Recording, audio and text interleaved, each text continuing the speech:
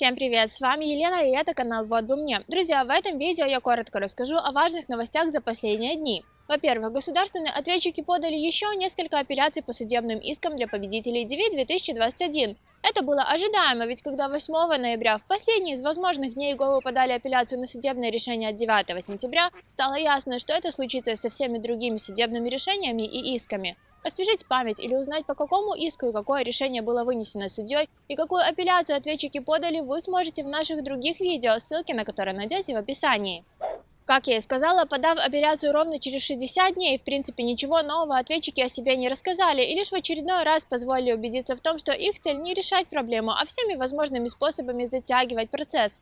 Мы уже тогда говорили, что это случится и что все остальные апелляции будут поданы снова-таки в последние дни. Так и происходит. Сейчас мы нашли информацию о двух новых, которые касаются исков Раи и Гог, а в ближайшие дни, скорее всего, подъедут и новые апелляции для Гудлак. Их цель затянуть все процессы на как можно дольше, ведь теперь по регламенту и адвокаты должны подать встречное ходатайство, и суд должен рассмотреть все эти документы. Более подробно с документами самостоятельно вы сможете ознакомиться в нашем телеграм-канале, где мы создадим отдельную запись, которую будем периодически редактировать, добавляя туда новые апелляции и документы. Переходите, изучайте и делитесь ссылкой на наш канал со своими друзьями.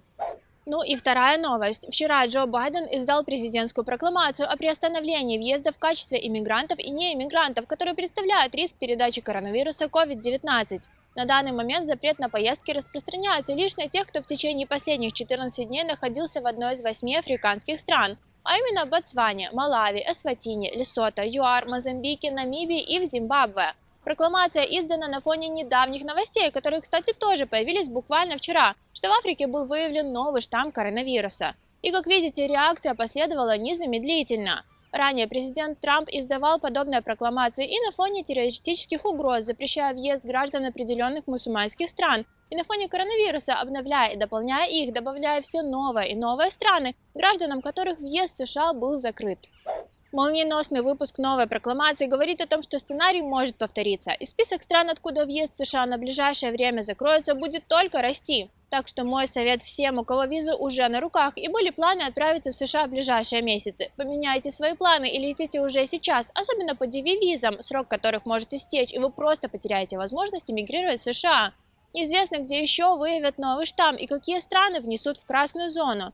Ведь если даже, несмотря на новые правила, которые предполагали возможность въезда в США только вакцинированных от коронавируса, появляются настолько жесткие прокламации и запреты, под угрозой оказаться в бане находятся все страны.